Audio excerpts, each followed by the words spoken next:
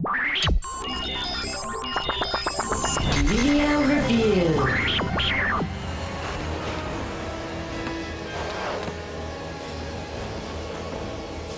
This is it, Talon.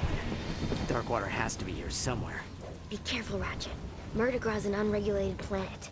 Unwanted visitors have a bad habit of disappearing from here. The Ratchet & Clank franchise has always added a few gameplay tweaks without messing with the basic formula. This is the best Ratchet & Clank game since Up Your Arsenal, and a game that should be played by anyone who likes platformers or the Ratchet & Clank franchise. The story in Quest for Booty picks up right where future Tools of Destruction left off. Clank has been kidnapped by the Zonies, and you have to figure out where he is. The game is narrated by Rusty Pete, who is an extremely stupid pirate. He keeps it as funny as other games in the series. Hate you, Pete. They just don't understand ye. The game sadly ends with a cliffhanger just like Tools of Destruction did, but the story is still very entertaining throughout. Quest for Booty is better than previous Ratchet games because it is so focused on fun. The last few games in the series got quite bloated with all the extraneous mini-games they tossed in.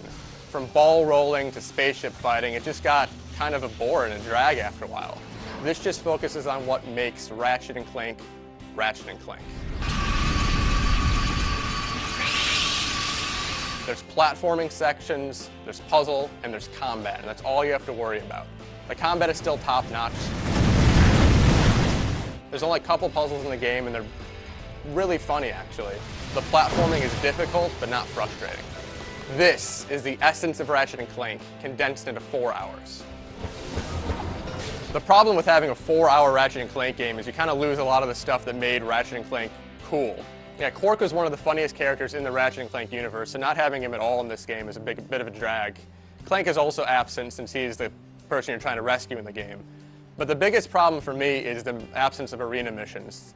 These provided a lot of replay value and difficulty in previous games, so it kind of makes the experience seem slight in comparison. The upgradable weapons also take a serious hit when you only have 4 hours to play with.